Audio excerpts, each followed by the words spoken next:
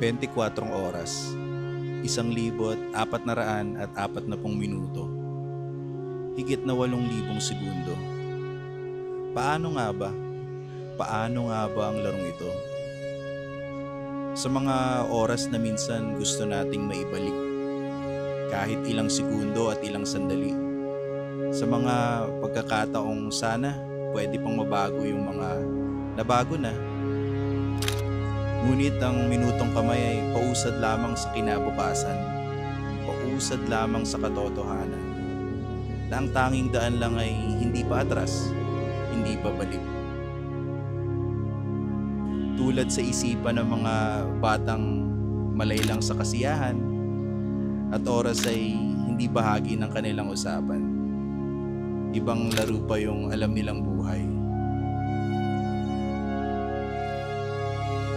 Sa kanya-kanya nating pananaw, siguro sa iba sumusunod na lang sa agos at tila parang lilipas na lang. Meron namang sa iba ay may mga hinihintay,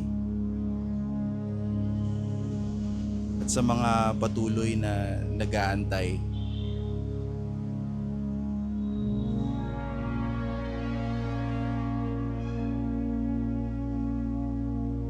Sa bawat bulong ng tulong, may bulong ng pasasalamat.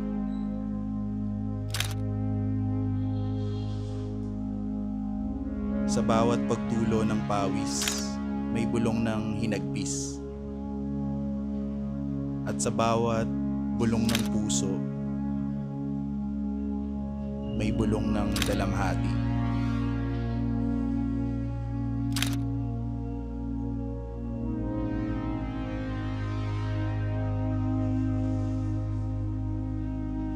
Sa mga kandilang sinindihan, kasama ng mga taimtim na orasyon, mga paghingi ng kapatawaran, kailan kaya may ilawan ang mga gustong maliwanagan?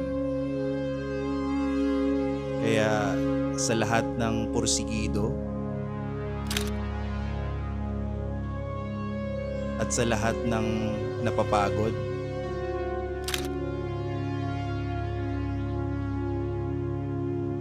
sa mga nagsusumikap para may handa sa hapag,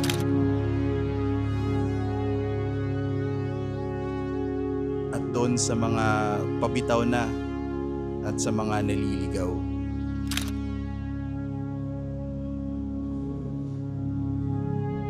Marahil marami tayong tanong sa isip. Oo. Paano? Bakit? Pero meron pala. May nakasubaybay. May plano.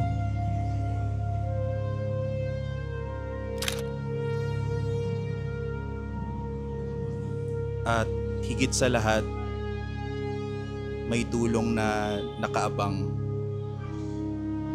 doon sa may dulo.